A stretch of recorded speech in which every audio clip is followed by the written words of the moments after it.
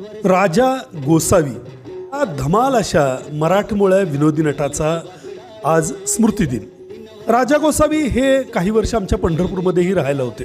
सुरुवातीला बालपण अतिशय गरिबीत गेलेले, चक्क कोल्हापूरमध्ये गाड्या पुसणं किंवा हॉटेलमध्ये वेटर काम करणं, त्या सुरुवातीपासून ते एका सुपरस्टार पदापर्यंतचा प्रवास। सुरुवातीला पुण्यामधल्या थिएटरला ते स्वतः नायक असलेल्या चित्रपटाची तिकीट विक्रीसुद्धा त्यांनी तिकीट खिडकीत बसून केली। अशा दिवसांपासून ते प्रसिद्धीच्या अगदी शिखरावरती जाण्याचा प्रवास राजा गोसावी यांनी केला।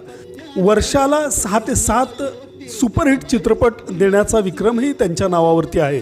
भन्नाट अशी संवाद फेक आणि हजरजबाबीपणा, त्याचप्रमाणे सनसणीत अशी देहबोली, यामुळं या माणसानं रसिकांच्या मनावरती अगदी दशकापेक्षा जास्त राज्य केलं।